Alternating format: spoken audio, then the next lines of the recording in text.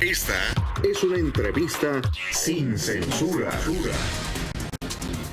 Hace unos días, el periódico El Universal en México publicó este artículo y me llamó mucho la atención. La hemos estado buscando para hablar de este tema y le agradezco mucho a Laura Sánchez Ley que nos tome la llamada para hablar de cómo el gobierno de Estados Unidos, las autoridades de Estados Unidos, infiltraron la organización del Chapo Guzmán desde el 2008 y cómo las revelaciones que hicieron Margarito y Pedro Flores, estos gemelos del área de Chicago, pudieron haber llevado a la captura de 54 capos de acuerdo a lo que encuentra en documentos Laura. ¿Cómo te va, Laura? Buenos días. Vicente, buenos días. Te saludo y a todos los radioescuchas desde México. Así es, Vicente. Bueno, sé que es un tema ahora sí que por demás abordado y de muchísimo interés para la gente en Chicago, ¿no? Estos hermanos Flores que crecieron precisamente en un barrio de mexicanos allá en el área de Chicago. Así es, Vicente, pues mira, para platicarte, efectivamente, la Fiscalía del Distrito de Illinois guarda con mucho sigilo aproximadamente 500 documentos, donde ahora sí que se explica la operación de estos hermanos Flores desde el año 2006. Específicamente desde el año 2006 empezamos a ver registros, sin embargo es en el 2008 donde empiezan a llamarnos la atención porque empiezan a involucrar a autoridades mexicanas, a narcotraficantes mexicanas y pues bueno, empiezan a revelar nombres de suma importancia como Vicente Zambada Niebla, que precisamente se encuentra encarcelado allá en Illinois, hijo ahora sí que del fugado narcotraficante Ismael Zambada Niebla, quien actualmente pues sabemos que dirige al cártel de Sinaloa desde que el Chapo Guzmán pues volvió a ser recapturado en México.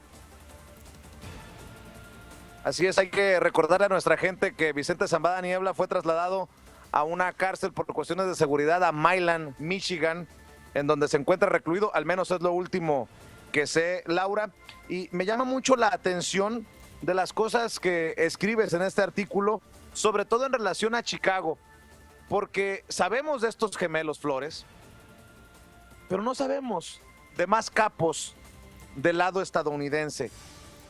Se ha hecho una idea de que los capos están en México, pero de acuerdo a lo que escribes, estos hermanos Flores inundaron las drogas, y leo textualmente tu artículo, inundaron de drogas las calles de Chicago, Columbus, Cincinnati, Filadelfia, Nueva York y Washington. En solo 7 años lograron introducir a Estados Unidos más de 60,000 kilogramos de cocaína y amasar una fortuna que las autoridades calificaron de irreal, $1,000 millones. No lo pueden hacer 2 personas. Aquí la pregunta del millón es, ¿y los capos del lado estadounidense? Efectivamente, Vicente. Bueno, y no, Chicago no es el único lugar. Bueno, por ejemplo, también hemos hecho bastantes investigaciones, por ejemplo, en California, donde el cártel de Sinaloa también ha permeado totalmente las calles. Tenemos lugares como Los Ángeles, tenemos lugares como San Diego, donde precisamente, por ejemplo, la metanfetamina y la heroína empieza a inundar también sus calles. Pero el caso de Pedro y Margarito es interesantísimo. Realmente las autoridades han clasificado todos los documentos que tengan que ver con el pasado de los hermanos Flores. Tenemos archivos desde el 2008, como platicamos en el reportaje. Sin embargo, pues sí, efectivamente, los primeros datos que tenemos, por ejemplo, es que desde 1980 su padre, don Margarito Flores, intentó vender pequeños cargamentos de droga en el área de Chicago. Precisamente fue el propio Margarito quien les heredaría el negocio y los conectaría con gente de 2 cárteles en México, el cártel de Sinaloa y el cártel de los Ventral Neiva. Sin embargo, pues ahora sí que los gemelos llegarían a la cúspide en el 2005, como te platicaba, cuando lograron reunirse con el propio Guzmán, el Chapo Guzmán, a pesar de estar fugitivo. Ahí fue cuando los gemelos lograron, con sus conexiones en Sinaloa, que el Chapo Guzmán les vendiera crédito, pues grandes cargamentos de heroína y cocaína, Vicente. Pues ahora sí que el negocio empezó a fluir cuando los hermanos recibieron la droga en la frontera, en las fronteras de México, y la transportaron hasta Chicago almacenándola en casas de seguridad, allá en un área de Chicago, Vicente. Me parece que ustedes le llaman la Villita, es el nombre, sí. Efectivamente, ¿verdad? Sí, la Villita. La Villita, en efecto, pues supuestamente las acusaciones pues serían la Villita, donde un equipo de trabajadores descargaba y empaquetaba los envíos listos para distribuirse en los barrios. Bien platicabas que los lugares donde principalmente se distribuyó desde Chicago la droga fue Columbus, Cincinnati, Filadelfia, Nueva York y Washington. Imagínate, Vicente, la cantidad que maneja la Fiscalía de Illinois son 1.500 kilos de cocaína mensuales. Por eso sus ganancias superaban los $1,000 millones.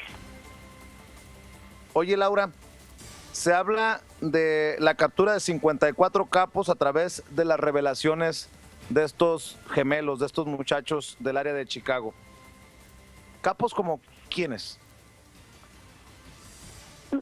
Esa es la cuestión, Vicente. Se graban conversaciones, porque recordemos, bueno, a los radioescuchas, que los gemelos se arrepintieron y se infiltraron como agentes de la DEA, y bueno, su cooperación culminó en la captura de 54 narcotraficantes asociados del cártel de Sinaloa. En total se registraron 70 grabaciones y sus testimonios fueron presentados al gobierno de México para solicitar la extradición de Vicente Zambada y Joaquín Guzmán. Sin embargo, bueno, la Fiscalía de Distrito cuida sigilosamente porque actualmente se encuentran abiertas las investigaciones, por lo que los únicos dos nombres que nos revelan pues son el de Vicente Zambada y Joaquín El Chapo Guzmán. O sea, básicamente, con el trabajo encubierto para la DEA de estos muchachos, se logra de alguna manera la captura de Vicente Zambada Niebla y del Chapo Guzmán.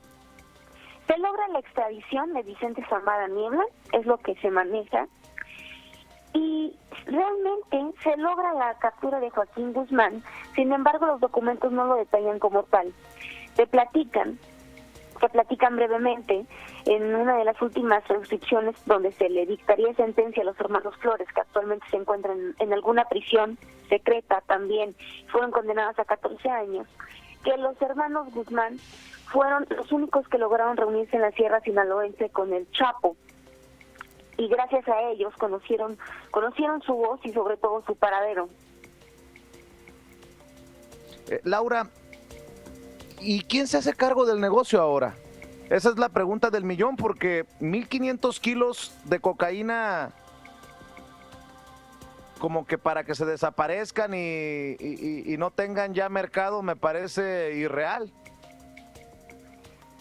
Vicente, esa es ahora sí que una pregunta muy interesante, porque la DEA y la Fiscalía del Distrito pues aseguran definitivamente que el cártel de los gemelos está desarticulado. Sin embargo, bueno, sabemos, porque nos platicaban a policías en el área centro-sur de Chicago, que bueno, el cártel de Sinaloa no se ha terminado, no ha muerto, como dicen las autoridades en Chicago. ¿Quién se quedó con el negocio? Definitivamente, pues bueno, es una pregunta muy interesante. Las autoridades nos platican que las detenciones siguen siendo para gente del cártel de Sinaloa, siguen controlando el negocio. Sin embargo, pues bueno, es una pregunta que no podría contestarte, Vicente. Te puedo platicar sobre los hermanos, sobre esta carretera de drogas que fundaron. Sin embargo, pues bueno, las autoridades guardan sigilosamente la información de quién sigue controlando el mercado de la droga en Chicago. ¿Cómo es que estos dos hermanos llegaron a ser tan poderosos? Porque leo nuevamente de tu artículo, cito textualmente lo que escribes. Pero a los hermanos Flores se les atribuyen efectos más devastadores que una sobredosis de cocaína. Lograron que el cártel de Sinaloa permeara en las calles de Chicago. Se convirtieron en los principales distribuidores de la organización delictiva. Culturalmente, popularizaron la idolatría a los narcotraficantes mexicanos, de sus santos, pistolas enchapadas en oro, el gusto por las tejanas a la ala ancha y botas picudas. Convirtieron a Chicago en la pequeña Sinaloa. lo que describes, no sé si hasta ese punto lo he visto yo, y si así es, ¿cómo es que estos dos hermanos se convirtieron en lo que se convirtieron? Efectivamente, Vicente, fue una pregunta que se hizo el juez Rubén Castillo.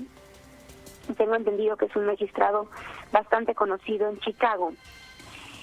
Rubén Castillo se hacía esa pregunta el 27 de junio del 2015. ¿Cómo un par de jóvenes se convirtieron en los traficantes de drogas más importantes desde la fundación de Chicago? Decía Rubén Castillo que definitivamente los hermanos Flores dejaban en vergüenza a cualquier organización delictiva desde la fundación de Chicago. Precisamente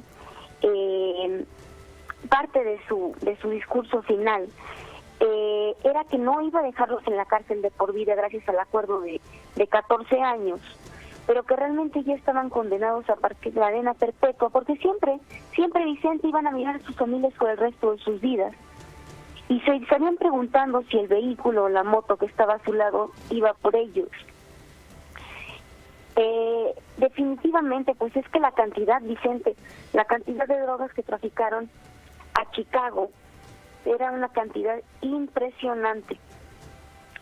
Entonces atribuyen todo esto.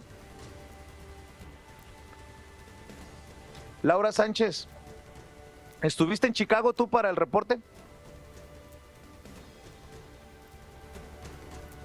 Creo que hemos perdido a Laura de la línea. ¿Te tenemos ahí, Laura? Bueno, desafortunadamente se nos ha caído la comunicación. Le preguntaba a Laura si estuvo en Chicago, porque me llama mucho la atención la última parte del reporte que publica en el Universal. Habla de un oficial adscrito al Departamento de Policía de Chicago y comisionado a ese sector, el área de la Villita, quien asegura para el reporte que desde el 2008, cuando los hermanos Flores transitaban por la Villita en sus Jaguares, cambiaron los patrones de detención en la zona. Recientemente, asegura este policía, abundan las camionetas de llanta grande de doble cabina.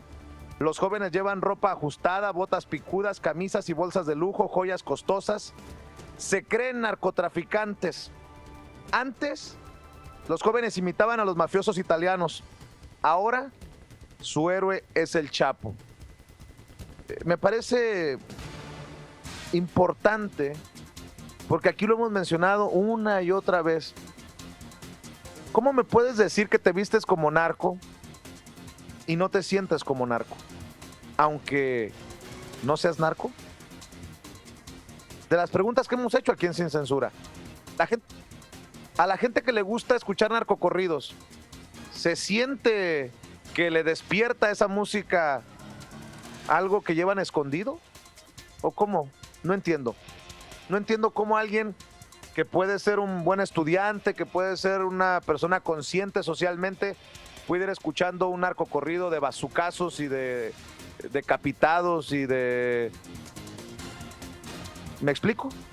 Bueno, pues ahí está lo que nos dice Laura Sánchez Ley del artículo que publica el periódico El Universal. El gobierno de Estados Unidos pudo haber infiltrado a través de los hermanos Flores desde el 2008, quienes se arrepintieron y se dedicaron a trabajar como agentes encubiertos para la DEA.